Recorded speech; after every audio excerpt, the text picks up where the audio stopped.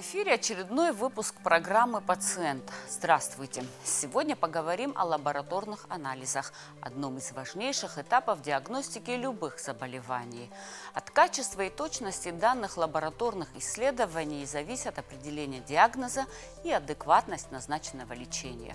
Ошибки в результатах анализов могут привести к серьезным последствиям для пациента.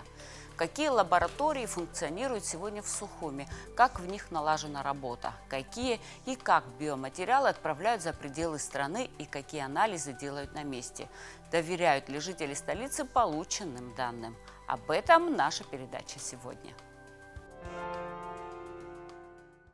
Современный лечебный процесс в нашем сознании уже немыслим без лабораторного сопровождения, от чего зависит дальнейшее лечение любой болезни. По результатам анализов ставится диагноз, а правильный диагноз – это, как известно, 80% успешного лечения. Однако сегодня есть случаи недоверия к результатам исследований при определенных заболеваниях. В данном вопросе, наверное, врачи решают, в какой лаборатории их пациент должен обследоваться. Мы провели мини-опрос на улицах Сухума, чтобы узнать у горожан, сталкивались ли они с неверными результатами анализов. По поводу анализов, то да, в прошлом году я болела 4-й раз ковидом, и было очень тяжело. И лаборатория, по-моему, я не знаю, как она называется, на Новом районе. Вот там я сдавала все анализы, да. Все подтвердилось, все было замечательно. На самом деле, если честно, было трудно найти здесь именно такую, которую могла бы доверить. Но вот мне подсказали, девочка, которая делала мне на дому в тот момент капельницу, она там работала и сказала, вот у нас очень замечательная лаборатория, мы там обратились, да, делали все анализы абсолютно. Вот. И до, то есть во время моей болезни, и после, да. Да, было нормально, у нас тоже все правильно было, вроде бы яшами алайзиги. А при ковиде зухане нас тоже яшерхит, все нормально было. Честно говоря, я не так много ходила, да, сдавать здесь анализы, но все, что сдавала, у меня претензий нет. Просто есть сейчас очень большой выбор, большой спектр, да, вот выбор есть хороший. Но иногда, может быть, врачи сами советуют, да, вот все-таки обратитесь куда-то там за пределы, но я с таким не сталкивалась. Все, что мне было нужно, я здесь давала. Да, было, и впоследствии, естественно, мне было сделано назначение, которое усугубило мое здоровье. То есть было, потом я лечилась уже от последствий, которые мне принесли эти анализы. То есть практиковалось у меня такое. У меня с желудком проблем было, я несколько раз сдавал, но точно анализ дают. И лечение как проходит? Все нормально. Нет, пока с таким не сталкивалась. На сегодняшний день у меня таких случаев не было, с такими фактами я не сталкивалась. Насколько я знаю, наши граждане анализы сдают, и те показатели, которые есть, у них они подтвержденные. Если в случае человек болеет, то, насколько нам известно, анализы достоверные. Анализы нугалаги хакиму юхшпируми. Хаким ахшул юял. Ахуя хшхара хам хшпиди хаб. Насуид шеджерот сарами хазцом. Насштез харахцо дасызда. Хакими харахарах харосызда. Насаус анак анализ кошере яштахо руграшкацомарус. Руграумгарца зухни чур из чурпшу мазрау. Ахиз джерги чахмарпш зейти бзиуичго зелм гайда хаб. Ара типана псневиджера хаджера лаборатория пуртия. يستخد يجري خجري أخا يحب در خجري بش زمان ليسكوا روي شو در تزهن يحيى خير ودر شجريات بزرق خب أخو برانز أساس زمنيتي وشتي سздرم يبزيو يتشجو. Честно говоря, у меня не было практики, что были анализы неточные. Я сдаю анализы. Регулярно как-то, но такого не было. Оплата. В смысле дорого? Конечно, дорого. Еще как дорого. Это, представляете, взрослому человеку, а у кого дети, детям делать анализы, это как дорого. 1-2 ребенка, 3 детей. Это вообще сумасшедшие деньги отдавать надо. И никаких льгот. Ни для многодетных семей, ни для кого. А где вы сдавали, в какой лаборатории? Мы живем в Новом районе, сдаем в лабквесте. Вот. И так по городу тоже сдавали анализы. Но лабквест дороговатый. Другие лаборатории дешевле. Но там удобно, близко.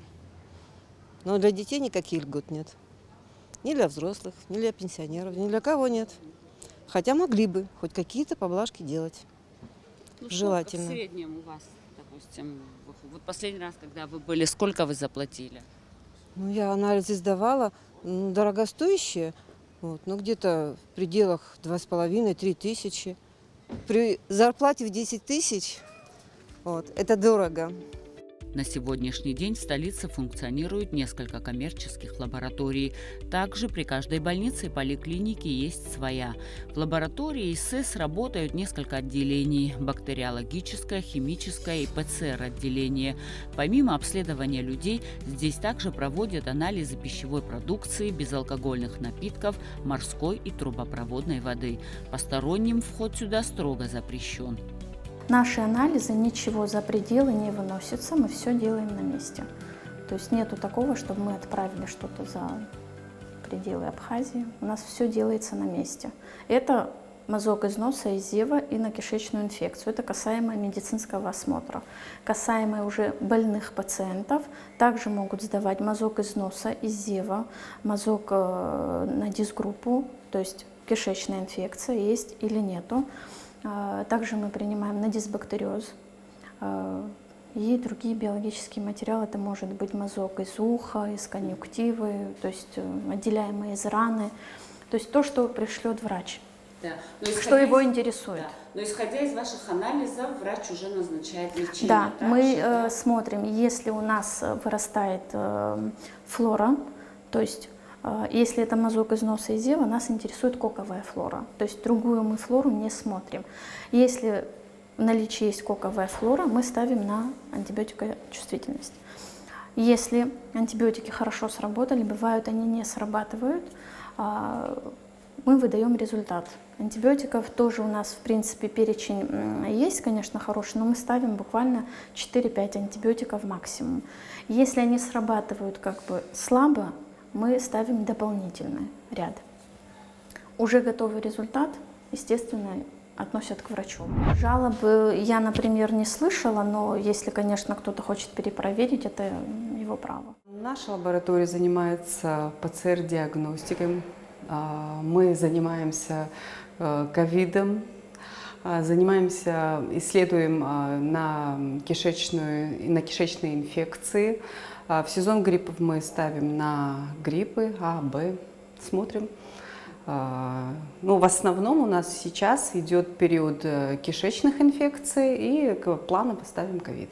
Из всех медучреждений к нам ежедневно присылают на исследование пробы на ковид. А также с инфекционного отделения мы получаем на кишечные инфекции пробы и исследуем морскую воду. Тоже также на кишечную инфекцию. Вообще мы аккредитованы, можно сказать, международной организацией ВОЗ, наша лаборатория, потому что мы проходили их контроль качества. В принципе, мы все стандарты прошли. Так нас курирует Ставропольская лаборатория противочумная. Они непосредственные наши. Если мы, хотя это крайне редко, чтобы мы там ошибались в чем-то, такое, и, в принципе, и не было. Если что, это как бы наши пробы могут и направляться для дальнейшего. И по ковиду, например, мы можем определять штаммы ковида, направив наш биоматериал в Ставропольский противочумный институт. Вот. Это не то, что нас проверяют, а дополнительное исследование. Это исследование здесь не проводится. В принципе, мы всегда уверены в своих результатах, потому что мы сами себя проверяем, насколько мы работаем качественно. Контроль качества внутренний у нас всегда присутствует. В городе функционирует несколько коммерческих лабораторий. Мы посетили наиболее популярные среди пациентов. Не сочтите это за рекламу, ведь они задействованы в такой важной сфере, как здравоохранение, хотя они без рекламы давно зарекомендовали себя в нашем обществе. Одна из них – инвитро, которая является филиалом крупнейшей лаборатории инвитро в Москве. Офис в Сухуме был открыт 5 лет назад. По словам его руководителя Адели Ардзенба, они используют информационную систему AirMaps, предназначенную для регистрации в электронной форме заказов на исследования.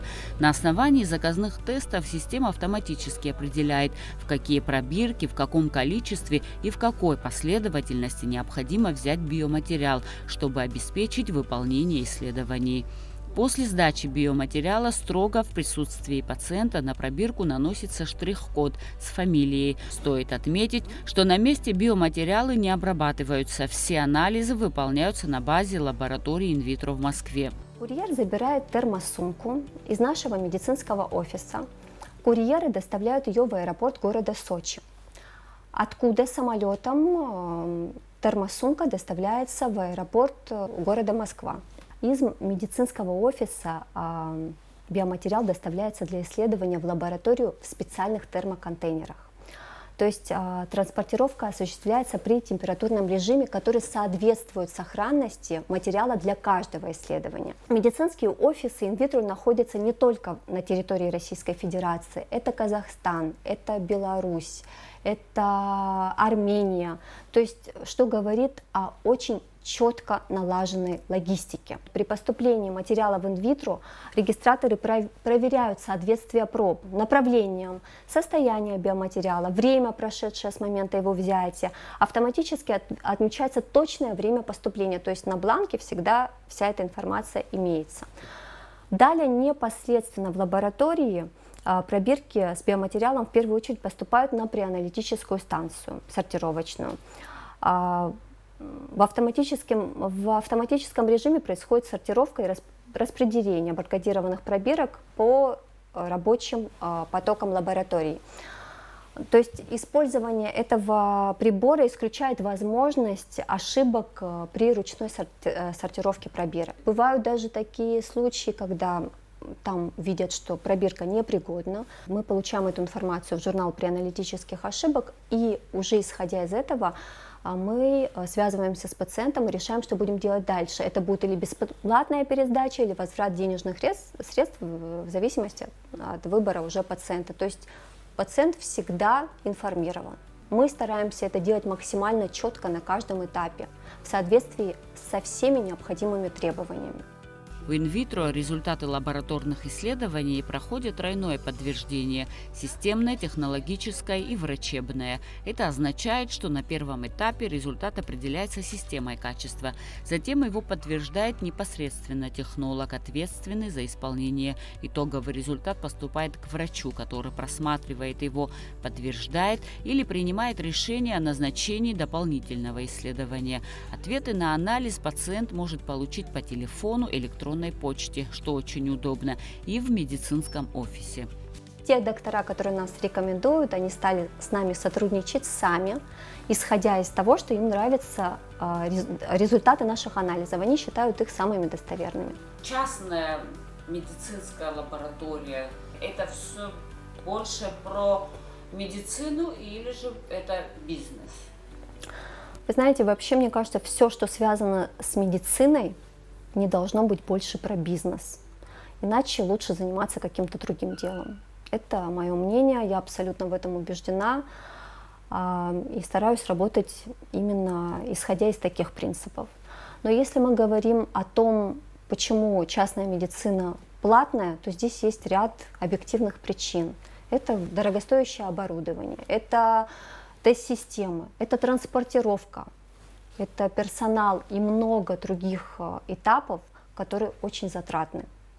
То есть бесплатно это, к сожалению, существовать не сможет. Конечно, заниматься такой деятельностью – это огромная ответственность. В первую очередь, конечно, я чувствую ответственность, потому что на каждом бланке с результатом стоит моя фамилия, имя, отчество. То есть мне важно, чтобы пациент получал достоверные анализы. Если мы не будем качественно работать, это частная лаборатория, у нас просто не будет пациентов. Поэтому мы втройне дорожим своей репутацией.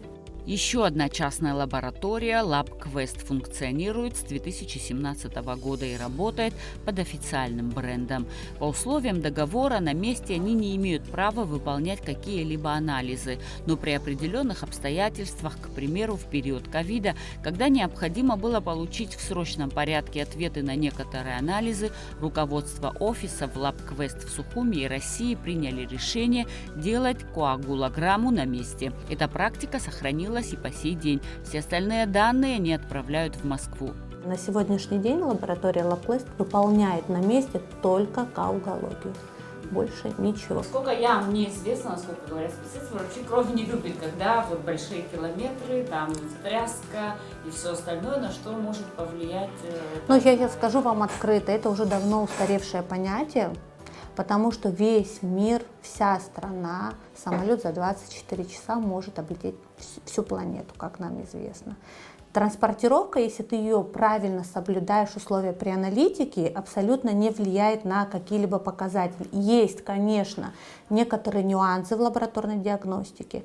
Например, комплекс анализов, которые невозможно транспортировать. Учитывая эти факторы, мы просто не принимаем этот вид исследования. Все остальное мы абсолютно ручаемся. Но давайте не забывать, что бывают человеческие факторы, физические факторы, все бывает. Бывает и такое, что кровь не доезжает. Тот же общий анализ крови. Зачастую бывает, что мы отзваниваемся пациентам и просим перейти на перезабор. Но моя политика, она персонифицированная. Каждому пациенту мы не будем обманывать, мы не будем писать левые анализы. Мы честно говорим пациенту, что что-то не доехало, что что-то произошло. Если мы видим, что в процессе транспортировки лабораторный анализ не соответствует клинике и болезни пациента, то, соответственно, мы обсуждаем это с врачом. Почему мы работаем с врачами вплотную? Потому что любой вопрос, мы же видим все показатели. Лаборатория LabQuest нас абсолютно ежеминутно, наверное, после выполнения анализа сигнализирует о том, что надо обратить на результат, он отклонен от нормы, и надо обсудить это с врачом, соответствует это клинике или нет. Если есть такие вопросы, мы всегда на коммуникации с нашими пациентами. Не было ни одного пациента, который к нам обратился с вопросом о недоверии в выполнении результата, и мы его не разрешили. Транспортировка в LabQuest четко налажена. С 8 до 11 утра идет забор биоматериалов. К 12 часам медсестра уже начинает упаковывать в термоконтейнер, в котором определена температура. В 16:00 груз уже сдан в отдельное управление по транспортировке биологического материала в Адлере. По такой схеме работает вся Россия, говорит Амина Амичба. В Москве термоконтейнер принимает специальная бригада LabQuest. Ночью идет постановка, и к утру врач уже оценивает результаты. Машина обрабатывает, затем врач-клиницист проверяет результаты и ставит свою подпись на завершающем документе. И в течение дня пациентам выдают окончательные результаты. Их ежедневно от 80 человек. Это и есть доверие, говорит руководитель клиники. Ну, еще есть вот такое мнение, что вот врачи тесно связаны с лабораториями, что и выгодно врачам, потому что якобы врачи лаборатории им отстегивают деньги, я скажу вот открыто на эту тему. Я могу сказать так, ни один врач не позволит себе ни за какую оклад или процент или сумму отправлять в лабораторию в ту, в которую он не верит. Каждому врачу лечить пациента на основании этого анализа. Поэтому не оправдано то, что кто-то кому-то что-то платит. Есть приятные внимания, не более тому, каждому врачу, кто работает с клиникой. Допустим, каждый праздник лаборатория LabQuest поздравляет врачей приятными подарками, говоря о том, что мы просто рады, что вы верите нам. Но это не значит, ни один врач не будет рисковать здоровьем пациента ради какого-либо процента. Я вас уверяю, они отправляют, может быть, потому что им удобно, лаборатория находится рядом с тем местом, где работает и принимает врач. Может быть, им удобно, там работают родственники у пациентов или у врача, он может позволить себе сделать пациенту скидку. Таких случаев тоже очень много. Есть такие врачи, которые просто просят сделать скидку пациенту, мы на это идем. Изменение населения, что абсолютно, LabQuest, ценовая политика, дороговато. Вот тут я буду спорить, это не про... Кто говорит? Она не может быть дорогой, потому что любая лаборатория, она должна быть конкурентоспособной. Это я говорю не только о себе. Каждый из нас мониторит цены на рынке. Превышать мы их не можем, но мы можем схитрить и сделать меньше цену на 50 рублей, на 100 рублей, а где-то получается и на 1000 рублей. Плюс лаборатория LabQuest очень часто дает нашим пациентам федеральные акции. Когда в обычное время, допустим, биохимический анализ крови стоит там 1500, мы можем предложить его за 300 рублей, за 400 рублей. Гормоны щитовидной железы, которые стоят 1000 рублей, мы можем предложить там за 300 рублей. Мы же это делаем для пациентов. Но проблема в том, что люди не следят за публикациями, не читают публикации. Им проще додумать, придумать и просто рассказать. Позвоните, дорогие наши пациенты, узнайте, спросите, промониторьте и сравните. И тогда каждый из вас найдет ту лабораторию, которая вам подходит. И по качеству, и по ценовой политике, и просто по вниманию. Еще такой вопрос. Ну, все-таки частная медицина, лаборатория, скажем так, это больше про бизнес или все-таки про здоровье населения? Скажу так, конечно, любой частный сегмент – это бизнес, но бизнес должен соответствовать своей политике. Есть бизнес разный. Медицинский бизнес в первую очередь направлен на здравоохранение. Медицинский бизнес, особенно я, никогда не думаю больше заработать, но меньше отдать пациенту. В моем случае это немножко по-другому. Сперва зарабатывать делаю для пациента, но я думаю, наши пациенты, которые ходят уже 6-й год и являются нашими постоянными клиентами, они прекрасно понимают, как мы развиваемся. Невозможно ложить в карман и развиваться. Я думаю, это открыто для всех. Все, что мы зарабатываем, это оклад труда, это рабочие места, это развитие того же бизнеса, куда пациент может прийти, почувствовать себя в комфортных, чистых, стерилизованных условиях.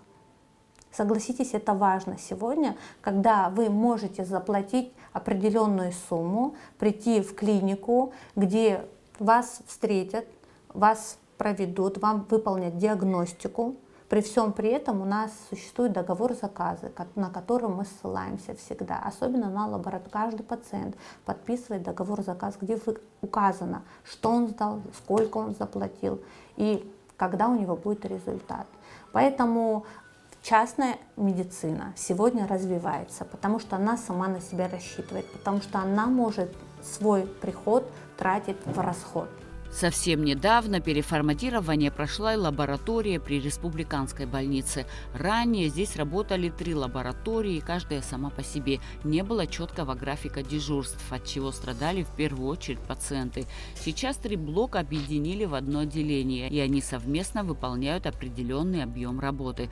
2 блока находятся в основном здании больницы, а 3 в родильном отделении. С февраля месяца возглавляет отделение молодой специалист с большим опытом работы Виталий Джения. По его словам, главное максимально централизовать воспроизведение анализов на благо пациентов. В будущем планируется развивать и расширять данный проект, чтобы проводить различные гормональные и молекулярные исследования. Для этого необходимо время и финансирование, но мы поэтапно идем к своей цели, говорит Виталий Джения. Сегодня здесь обслуживаются только стационарные больные, совершенно бесплатно. Изредка принимают и амбулаторных больных. В целом на месте на данный момент сегодня мы тоже даже производим по биохимии, по общему анализу крови и мочи, мы со своим внутренним контролем проводим. То есть мы проверяем перед тем, как начинать работу уже с пациентами, каждый параметр пропускаем под контрольным материалом. Мы смотрим, сравниваем, входим мы в диапазон или нет. У нас практически получается 98%. Это очень хороший результат. Из того, что мы сегодня имеем по оборудованию, 98% воспроизводимости, это очень даже хороший результат. Ну, если, конечно, естественно, еще тут человеческий фактор, но мы люди, мы имеем право чуть-чуть немножечко ошибиться, но мы свои ошибки тоже взыскиваем. Изначально, если мы видим, что параметр выходит за пределы разумного, мы перепроверяем. Мы в пользу пациента в данный момент, вот как я вот здесь нахожусь и работаю, мы в пользу пациента всегда пускаем заново повторно цикл анализа. Если мы видим, что параметр искаженный, мы должны убедиться, что это соответствует истине. Если соответствует истине, то, естественно, мы выдаем. А так в целом, чтобы сказать, что какая-то российская лаборатория работает лучше или хуже, чем мы, или мы и так далее, ну, это уже не мне решать отвечать на эти вопросы, а могу только ручаться за свой объект, за свое учреждение, в котором я несу ответственность, да, вот, что мы воспроизводим максимально из того, что мы имеем, достоверные результаты. Стоит отметить, что исказить результаты анализов может и факт игнорирования пациентами правил при их сдаче. Перед каждым обследованием необходимо строго соблюдать рекомендации по приему пищи и алкоголя. Перед некоторыми анализами необходимо исключить курение. Есть исследования, которые можно проводить только после определенных процедур или в перерывах между приемами лекарственных препаратов.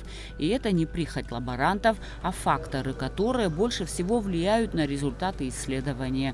Чтобы на выходе получить достоверный результат, необходимо и пациенту, и лаборанту строго следовать установленным правилам.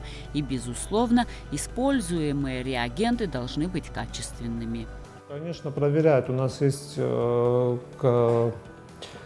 Сабхазпотребнадзора, то есть они бывают периодически, не заявляя о том, что они придут. Естественно, это их работа. Без предупреждения заходить и проверять все, что в наличии имеется. На данный момент, если даже любой холодильник складской, да, вот в аптеке, с которым мы получаем, выписываем реактивы, и рабочие холодильники, если даже они откроют и посмотрят, у нас все четко. У нас реагенты, которые используются сегодня, одни из лучших. Скажу честно, это Пентра, это Диакон, немецкие наборы, да, вот, это Хориба. То есть это те реагенты, 3 типа реагентов, которые мы на сегодняшний день используем. Это максимально стабильные реагенты для воспроизведения анализов. И все не только стабильные, то еще с сроком хорошим. То есть у нас даже бывает, что там 10 месяцев до конца срока годности остается у реагента, но мы его используем, потому что у нас другой поток, у нас другой объем работы. Мы в день, бывает, обрабатываем 70-80 пациентов по клинической химии, по клинике по общему анализу крови и так далее, и так прочее. То есть все, что мы имеем, практически все быстро уходит. Мы даже не успеваем подходить к сроку годности.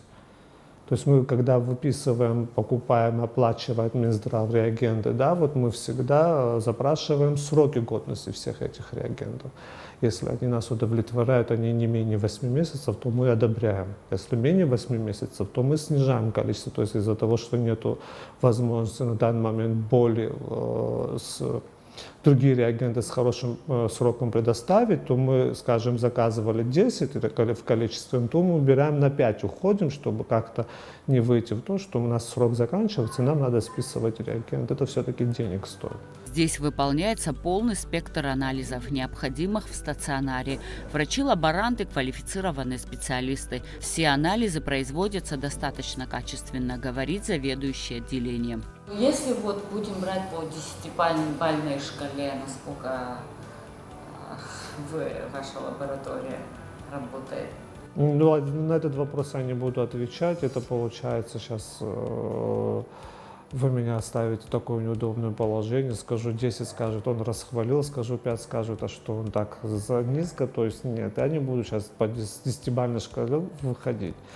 Достойно, на достойном уровне мы находимся. На данный момент из-за того, что у нас есть, у нас уровень достойный. Все присутствующие здесь работающие отвечают, но за них всех несу ответственность я. То есть получается тут контролировать в любом случае нужно. Ну, за несколько месяцев я убедился в том, что очень даже хорошо свою работу выполняю, так что где-то в чем-то ошиблись, мы ищем, где ошиблись, и исправляем это тоже. Конечно, сложно сказать однозначно, насколько верны результаты анализов. Это покажет время и лечение, которое назначил доктор на их основе. Сегодня мы говорили больше о качестве, нежели о стоимости анализов. Рассказали о том, как налажена работа в лабораториях. Завершая разговор, хочется обратиться к вам, уважаемые телезрители. Берегите свое здоровье. Это бесценный дар. По мере возможности ведите здоровый образ жизни, откажитесь от вредных привычек. И не забывайте регулярно посещать своего врача. А я прощаюсь с вами до новых встреч.